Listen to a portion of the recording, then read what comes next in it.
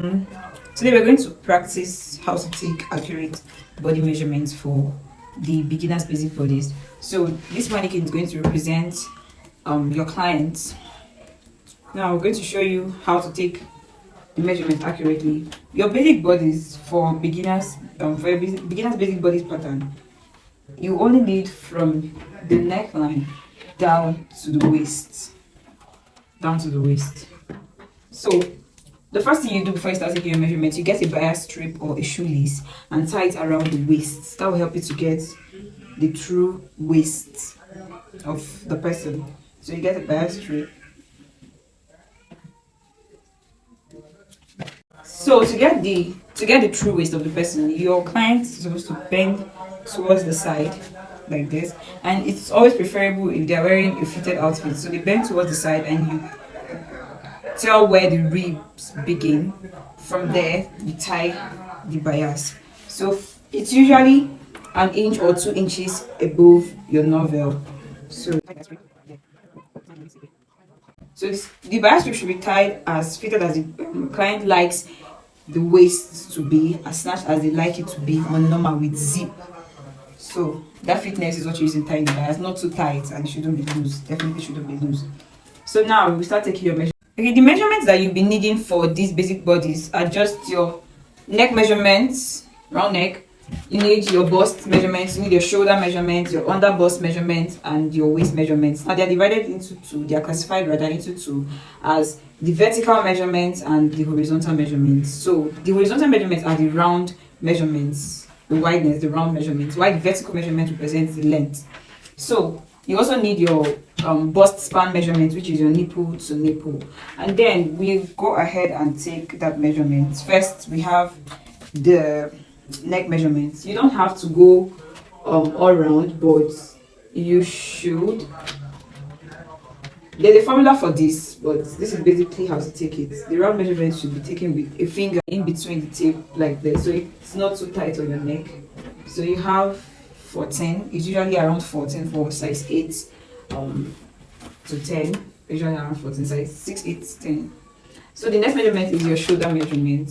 For basic bodies or beginners, we use only the back shoulder measurement. You place the tape on this shoulder bone across to the other shoulder bone, so you can feel the bone in your on your shoulder here. That's where you place the tape. So from here to here, for this mannequin, it's 13. Okay. Now, the next measurement you'll be needing is your bust span measurement. Some people call it bust span measurement. Some people call it bust apart. I call it bust span measurement. So you take it, it's the nipple to nipple. So the tape is placed from one nipple to the other like this. For this mannequin, it is 6 to 8. Good. Now let's go to your vertical measurements that you need. So the vertical measurements, you need your shoulder to your bust point, you need your shoulder to your under bust point, and you need your shoulder to your waist. So now this is how you take that measurement. For your bust point, you place the tape on that same shoulder bone and take it on top of the breast to the nipple, your bust point. For this mannequin, it's 9. For the under bust, the tape remains on the shoulder like that, still across on top of the bust point, and then you take it under the breast. For this mannequin, it's 12, 6, 8, and then holding it the same way, you take the tape to that point where the bias stops. That's your waist. So if taking the vertical measurement, that's shoulder to bust point, shoulder to under bust point, and shoulder to waist. And now let's take the horizontal measurements, which are the round body measurements. So the first measurements we need for the horizontal measurement is your round bust. You take the tape across the back on top of the nipple, because it's assumed that the nipple is the fullest part of the breast, on top of the nipple like this. One finger should always be in between. And the under bust measurements, do the same thing. This mannequin is a bit slippery, so just forgive me. It should also be across the back like that, with the finger in between, just the finger. And then the waist should be taken around that bias strip.